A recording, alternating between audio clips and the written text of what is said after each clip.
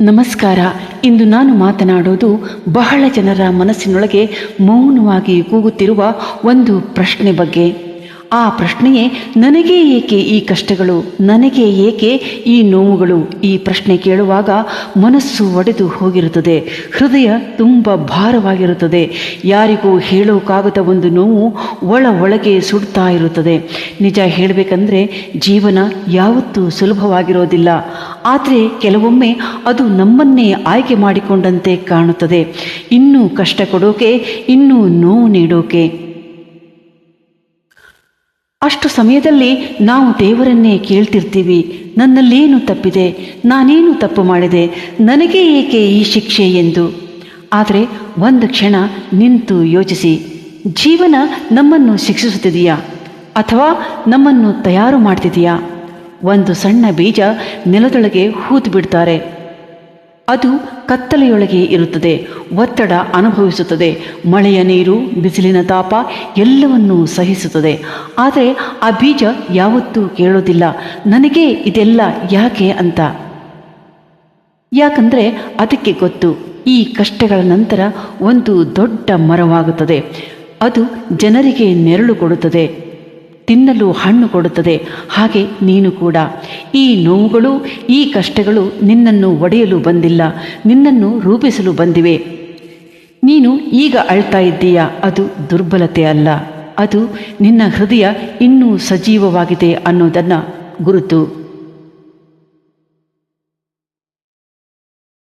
ಪ್ರತಿ ಕಣ್ಣೀರು ಹನಿ ನಿನ್ನೊಳಗಿನ ನೋವನ್ನು ಹೊರಗೆ ತರುತ್ತದೆ, ನಿನ್ನನ್ನು ಸ್ವಲ್ಪ ಸ್ವಲ್ಪವಾಗಿ ಹಗುರ ಮಾಡ್ತಿದೆ. ಒಂದು ದಿನ ಬರುತ್ತದೆ, ನೀನು ಇದೇ ಜಾಗದಲ್ಲಿ ನಿಂತು ಹಿಂದೆ ತಿರುಗಿ ನೋಡ್ತೀಯ. ಆಗ ನೀನು ಹೇಳ್ತೀಯ, ಆ ದಿನಗಳು ನನ್ನನ್ನು ಒಡೆಯಲಿಲ್ಲ, ನನ್ನನ್ನು ಬಲಿಷ್ಠ ಮಾಡಿತು ಎಂದು. ನೀನು ಇವತ್ತು ಅನುಭವಿಸುತ್ತಿರುವ ಕಷ್ಟಗಳು ನಾಳೆ ನಿನ್ನ ಕಥೆಯಾಗುತ್ತವೆ, ಯಾರಿಗಾದರೂ ಬೆಳಕಾಗುತ್ತವೆ. ಆದರೆ ಅದಕ್ಕಾಗಿ ನೀನು ಕೈ ಬಿಡಬಾರದು. ನೀನು ಎಷ್ಟು ಸಾರಿ ಬಿದ್ದರೂ ಮತ್ತೆ ಎದ್ದು ನಿಲ್ಲಬೇಕು. ಯಾಕಂದರೆ ನಿನ್ನೊಳಗಿನ ಶಕ್ತಿ ನಿನಗೆ ಗೊತ್ತಿಲ್ಲ. ಇನ್ನು ಕೆಲವೊಮ್ಮೆ ಜೀವನ ನಮ್ಮನ್ನು ಒಂಟಿಯಾಗಿಸುತ್ತದೆ, ಯಾರೂ ಇಲ್ಲ ಅನ್ನೋ ಭಾವನೆ ಕೊಡುತ್ತದೆ. ಆದರೆ ನಿಜ ಏನು ಗೊತ್ತಾ? ಆ ಸಮಯ ನೀನು ನಿನ್ನನ್ನು ನೀನೇ ಕಂಡುಕೊಳ್ಳೋ ಸಮಯವಾಗಿರುತ್ತದೆ. ಹೊರಗಿನ ಜಗತ್ತು ಎಲ್ಲವೂ ನಿಂತಾಗ ನಿನ್ನ ಒಳಗಿನ ಧ್ವನಿ ಶುರುವಾಗುತ್ತದೆ. ಆ ಧ್ವನಿ ಹೇಳುತ್ತದೆ, ನೀನು ಬಲಿಷ್ಠ, ನೀನು ಇನ್ನೂ ಮುಂದೆ ಸಾಗ್ತೀಯ, ಎಲ್ಲವನ್ನು ಜಯಿಸ್ತೀಯ ಅಂತ. ನಂಬು, ಈ ಕಷ್ಟಗಳು ಶಾಶ್ವತವಲ್ಲ, ಇವು ಕೂಡ ಹೋಗುತ್ತವೆ.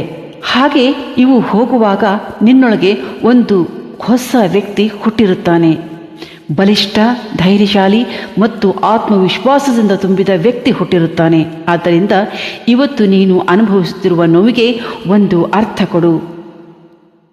ಇದು ಅಂತ್ಯ ಅಲ್ಲ, ಇದು ಆರಂಭ. ಒಂದು ಹೊಸ ನೀನು ಹುಟ್ಟೋ ಆರಂಭ. ಒಬ್ಬ ಹೊಸ ವ್ಯಕ್ತಿ ಮೈತಳೆಯೋ ದಿನ, ಶುಭ ದಿನ.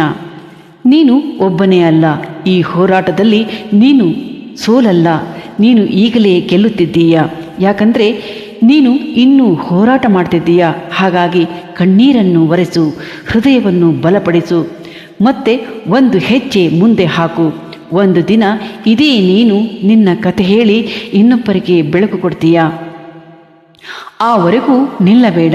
ನಿನ್ನ ಜೀವನ ಇನ್ನೂ ತುಂಬ ಸುಂದರವಾದ ಅಧ್ಯಾಯಗಳನ್ನು ಬರೆಯಲು ಕಾಯ್ತಿದೆ. ನೋಡಿ, ಇದುವರೆಗೂ ನಾವು ತುಂಬ ಜೀವನಕ್ಕೆ ಒಂದು ಸ್ಫೂರ್ತಿ ನೀಡುವಂತಹ ಸುಂದರವಾದ ಸಾಲುಗಳನ್ನು ಕೇಳ್ತಾ ನಮ್ಮನ್ನೇ ನಾವು ಮರ್ತಿದ್ದೀವಿ ಅಂತ ಅಂದ್ಕೊಳ್ತೀನಿ. Thank you so much for watching. ಎಲ್ಲರಿಗೂ ಕೂಡ ಅದ್ಭುತ ಜೀವನ ನಮ್ಮನ್ನೆಲ್ಲ ಕೈ ಬೀಸಿ ಕರೀತಾ ಇದೆ. ನಾವು ಯಾವುದಕ್ಕೂ ಕೂಡ ಧೈರ್ಯಗೆಡದೇನೆ, ಯಾವುದಕ್ಕೂ ಕೂಡ ಹಿಂಜರಿದೇನೆ ನಾವು ಎಲ್ಲವನ್ನು ಸಾಧಿಸೋ ಶಕ್ತಿಯನ್ನು ಪಡೆಯೋಣ. ಎಷ್ಟೇ ಕಷ್ಟಗಳನ್ನು ಬಂದರೂ ಕೂಡ ಅದನ್ನು ಎದುರಿಸೋ ಒಂದು ಛಲವನ್ನು ಹೊಂದೋಣ ಅಂತ ಹೇಳ್ತಾ thank you so much for watching. ಧನ್ಯವಾದಗಳು.